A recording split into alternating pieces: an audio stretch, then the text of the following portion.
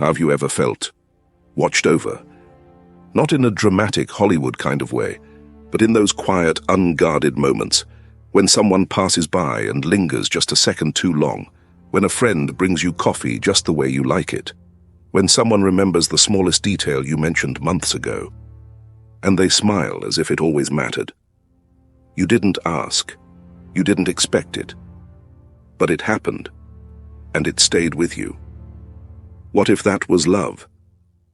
And what if they never told you?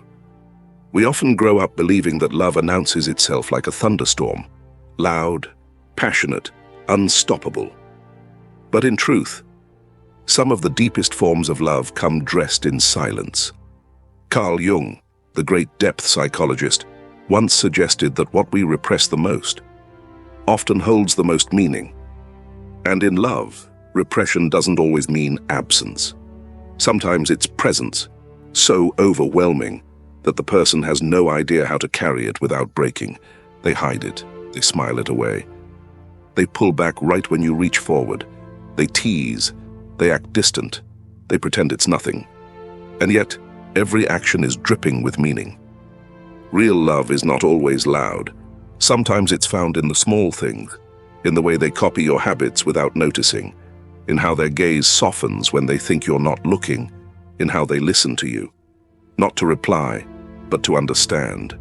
Not because they're trying to impress you, but because you matter more than they dare admit. And maybe, just maybe, you've already been loved this way. Quietly, deeply, secretly. This is not about romantic fantasy. This is about learning to recognize what Carl Jung called the invisible threads of the psyche, those unseen energies that draw souls together long before the mind catches up. Because the truth is, you may have been loved by someone who never found the courage to say it, but they left traces. And today you'll learn to read them, not through big confessions or grand gestures, but in the language of subtlety, the grammar of silence, and the poetry of presence. So sit back, breathe in, and let's begin the quiet unraveling of the love you didn't know was already there. Signs number 1. They mirror you without realizing it. There's something almost magical when someone starts to become a quiet echo of you. You notice it, but only after a while.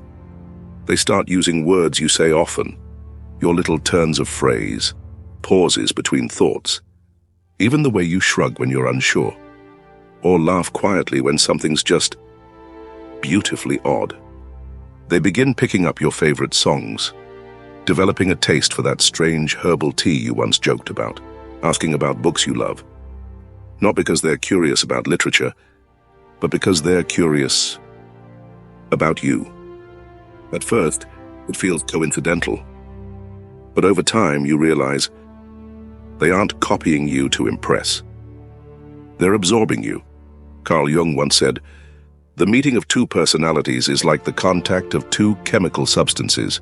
If there is any reaction, both are transformed." What you're seeing in them is not flattery, it's transformation. This mirroring isn't a performance, it's unconscious, effortless, intimate. The psyche responds to deep emotional connection in the most subtle ways, by synchronizing, by reflecting, by aligning. Like water poured into another vessel, your essence slowly begins to shape theirs, and they may not even know they're doing it. The truth is, they are letting you into their inner world without ever saying a word. A Stoic might remind us, pay attention not to what people say, but how they behave without thinking. Because in this imitation, however small, lies the purest evidence of hidden affection. Not every love begins with a confession. Some begin with a mirrored gesture, a familiar word in someone else's mouth, a glance that says, "I see you so deeply, I become part of you." And maybe they're not just imitating you. Maybe they're trying, in the only way they know how, to stay close to you, without having to admit how much they wish they could. Signs number 2. They pull away, right when you need them most. It feels strange, even hurtful at times. You reach out, maybe not with words, but in the way your eyes linger just a little longer, in how your voice softens as if inviting them closer. And yet, they pull away. They change the subject. They suddenly act busy. Their body is present, but their spirit retreats like a tide at dusk. You might wonder, did I do something wrong? Are they not interested at all? But the truth may lie in a paradox that Carl Jung knew too well. Where love rules, there is no will to power, and where power predominates, love is lacking. When someone secretly loves you, deeply, intensely, they may not feel safe with how much you move them. They are not indifferent, they are overwhelmed. Imagine trying to hold fire in your bare hands and pretending it's just warmth. That's what it feels like for them. So instead of leaning in, they retreat. They fear exposure, that one moment of vulnerability will undo them. Because if they come too close, you might see the truth in their eyes. And worse, you might not feel the same. So they wrap their affection in distance. They create space, not because they don't care, but because they care too much, and don't know how to carry it without trembling. A Stoic would say, don't judge a person's heart by their hesitation. Judge it by what they're too afraid to express. This withdrawal is not rejection. It's a silent cry for safety. A hope that maybe if they pull away just enough, their feelings won't betray them. But in doing so, they often leave you confused, yearning for closeness while standing in the shadow of their fear. So if you've ever felt someone drifting, not with coldness but with quiet intensity, look again. You may be standing at the very edge of a love that's still learning how to breathe. Because hidden love is rarely linear. It's a rhythm of approach and retreat, of longing and silence. But it never disappears. It simply waits for safer ground. And now that we've seen how love can disguise itself in retreat, let's look at something even more surprising, when it chooses playfulness over confession. Because yes, sometimes the heart that fears vulnerability finds refuge in mischief. Let's explore that next. Signs number 3. They tease you in odd, unexpected ways. It doesn't always make sense at first. They call you by a nickname only they invented. They poke fun at your habits, gently mimic your laugh, or roll their eyes when you say something sentimental, but only to hide the warmth softening their gaze. Sometimes they act like a school kid, flicking your metaphorical ponytail, tossing light-hearted sarcasm like pebbles across a lake, just to see how you'll react. You might wonder, are they just joking? Or is there something more? Carl Jung would suggest there's always something more. The creation of something new is not accomplished by the intellect, but by the play instinct. That's it. Play instinct. When love is repressed, too raw, too fragile, too unspoken, it finds side doors. It dresses itself in jest, in teasing that seems trivial, in moments that look like nothing, but feel like everything. Because to them, affection is dangerous, too much vulnerability, and they might crumble.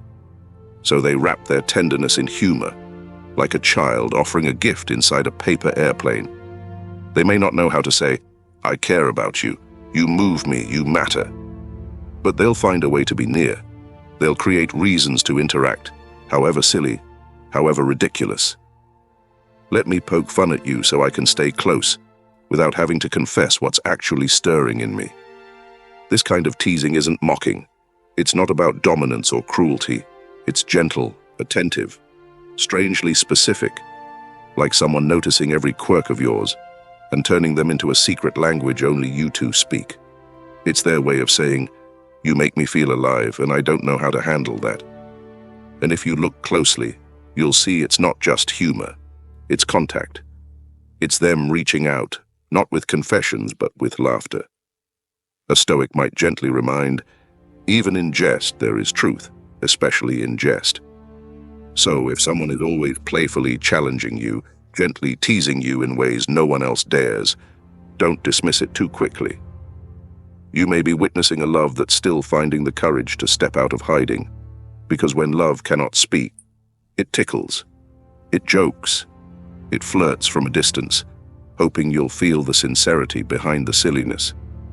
But what happens when the laughter fades and they begin remembering things you've already forgotten? That's where we go next. Signs number 4. They remember what you forgot. You mentioned it once, a childhood book that made you cry, a rainy afternoon memory, a random craving for strawberry jam in winter. It wasn't a big conversation. It was just a passing thread in the fabric of your day. But months later, they bring it up, casually, gently, as if it were part of their own memory. And you pause, because even you had forgotten. But somehow they didn't. This isn't just about having a good memory. It's about what they choose to remember, or rather, what they can't help but remember. Carl Jung believed that when something touches the soul, it leaves a psychic imprint, a trace deeper than logic, buried in what he called the collective unconscious. And love, especially unspoken love, tends to live there, quietly collecting detail after detail, like someone tending to a secret garden. They're not memorizing you. They're experiencing you. Everything you say and even the things you whisper without thinking becomes meaningful in their inner world. To them, you are not just a presence. You are a story worth remembering, a series of moments worth holding on to.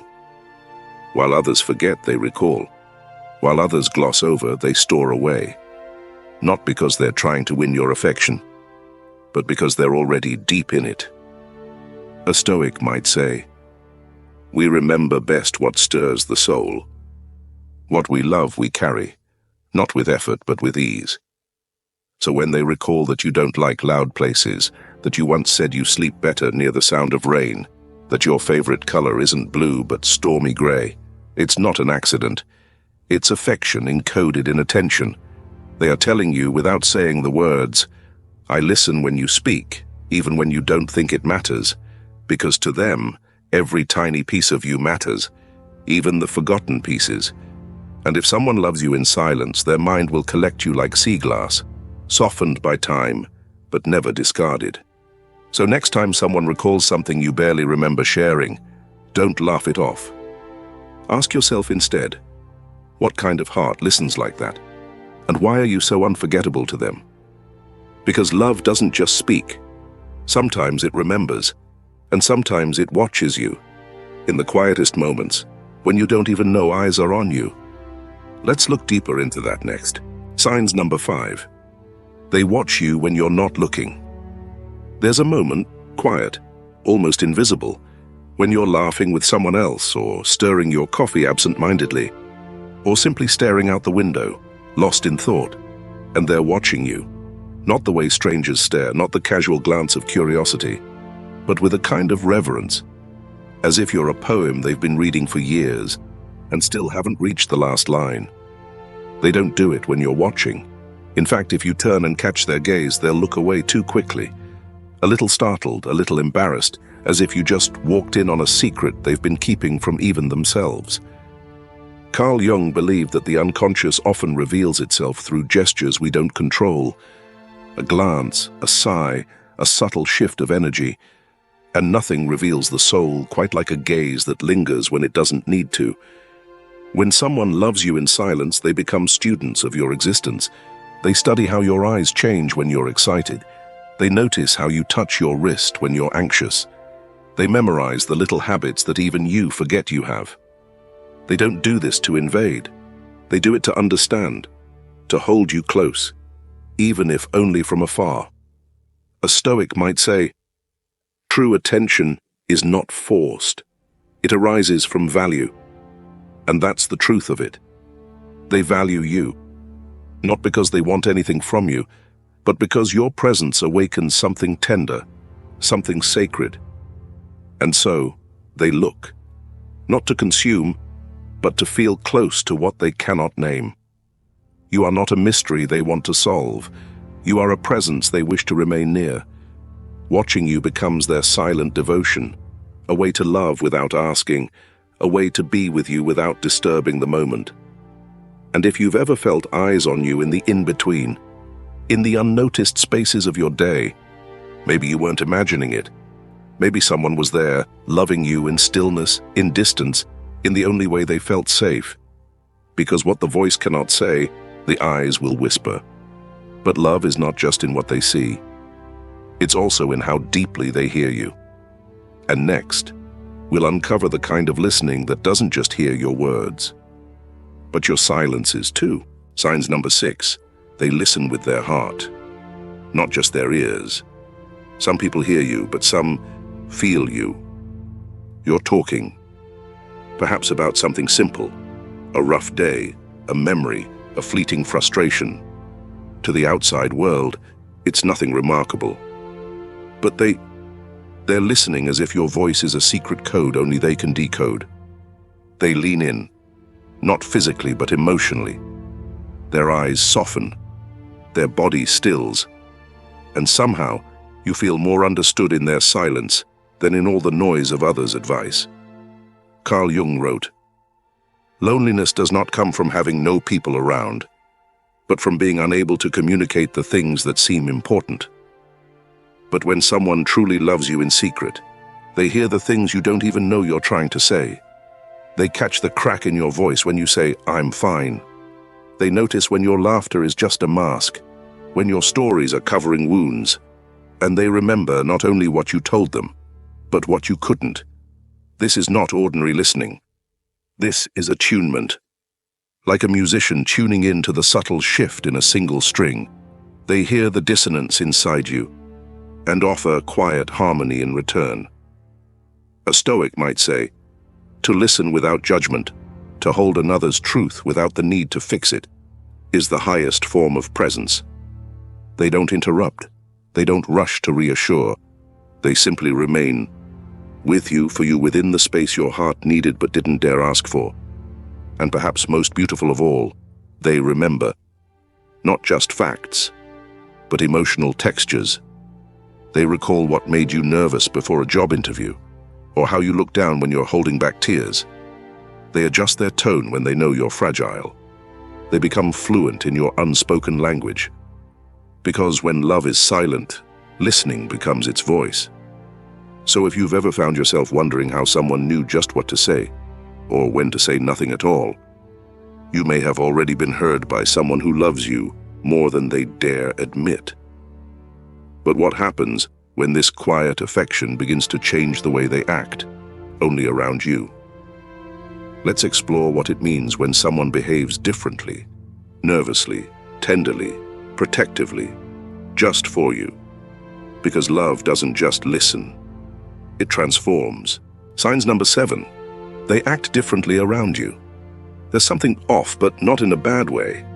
Around others, they're composed, charming, effortlessly articulate. They glide through conversations like a dancer through a familiar routine. But when they're with you, suddenly they fumble their words. They laugh too loudly at your jokes, or too softly, as if distracted. They shift in their seat, tap their fingers, clear their throat, and you sense a tension they're trying and failing to hide. You didn't ask for this reaction. You didn't do anything unusual. All you did was show up. Carl Jung believed that when someone awakens something in our unconscious, the ego begins to tremble. Because love, real, deep, unspoken love, doesn't just knock on the door. It walks in, uninvited, and rearranges the furniture inside us. So they act differently with you. Not because they're being fake, but because you stir something in them that they haven't yet named. Maybe they become quieter, more thoughtful, as if every word is being weighed for its emotional consequences. Or maybe they become more animated, almost hyper, almost glowing, because your presence amplifies their aliveness. Either way, the shift is real. A Stoic might say, the soul does not lie. It speaks in the tremble of the hand, the pause before the sentence, the breath held too long. They look at you differently, they listen differently, and they show a version of themselves that doesn't appear around anyone else. It's the version they're not sure they're allowed to be. But somehow you bring it out of them. They may not even understand it. They may brush it off, act normal, or overcompensate with sarcasm or retreat. But the truth is, you disarm them, not because you're intimidating, but because your presence feels meaningful, too meaningful. And when the heart feels exposed, the mind scrambles to cover it. So if you've ever felt someone shift, not because they're uncomfortable with you, but because they're uncertain of themselves around you, pay attention. You may be the one who sees a side of them that even they are still learning to understand. Because when love hides, it doesn't disappear. It simply behaves strangely. And when all else fails, when closeness feels too risky and distance too painful, they find another way to stay connected. They take care of you, in quiet, subtle ways. Let's talk about that next. Signs number 8. They care for you, without needing to be asked. You didn't say you were tired, but they brought you tea. You didn't mention your headache, but the lights were dimmed before you entered the room. You never asked for help, but your burden was quietly lightened, as if someone had been watching the weight grow and couldn't bear to let you carry it alone. That's them, the one who loves you in silence. Carl Jung said, "The meeting of two souls is not about words, but what moves beneath them." And beneath every word you never said, they were already listening, already noticing, already caring. They don't wait for permission. They don't perform grand gestures. They just do, quietly, naturally, from a place so genuine that even they might not realize how deeply they're devoted. They sense when something's off. Your smile feels thinner. Your usual sparkle is muted. And without comment, without fanfare, they act. Maybe they send you a song. Maybe they clean up after you. Maybe they sit beside you in silence, just so your loneliness has company.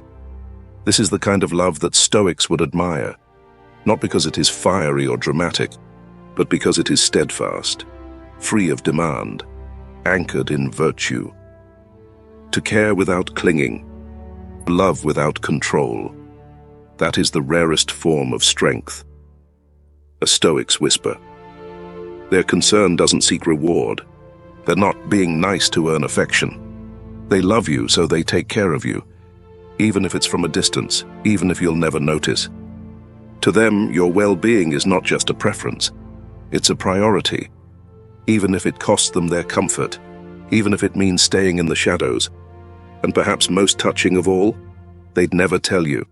They'd rather let you think it was the universe being kind than risk revealing how much they truly feel.